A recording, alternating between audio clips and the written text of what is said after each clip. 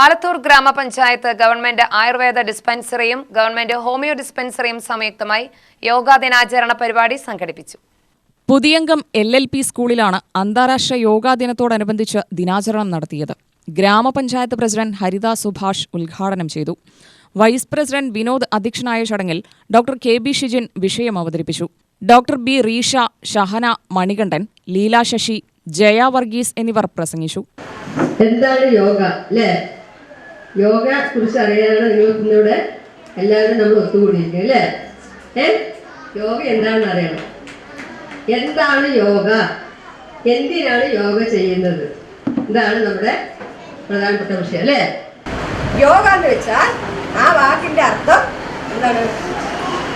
ഒന്നിപ്പിക്കുക, കൂടിച്ചേരുക, ചേർത്ത് വയ്ക്കുക എന്നാണ് യോഗ എന്ന വാക്കിന്റെ അർത്ഥം. മനസ്സിലായില്ല? യോഗ എന്ന് വെച്ചാൽ അതായത് ജീവാത്മാവിന്റെയും പരമാത്മാവിന്റെയും കൂടിച്ചേരലാണ് എന്ത് യോഗ. അപ്പൊ നമ്മൾ ചേർത്ത് വെച്ച് ഒന്നിച്ച് വെച്ച് എവിടെ ചേർത്ത് വെക്കണം? നമ്മുടെ മനസ്സിനെയും ശരീര അവയവങ്ങളെയും എല്ലാം ശ്വാസത്തെയും ചേർത്ത് നിർത്തുന്നതാണ് യോഗ. സംസാരിക്കാൻ പാടില്ല കേട്ടോ, സംസാരിക്കാൻ പാടില്ല. മനസ്സിലായില്ല?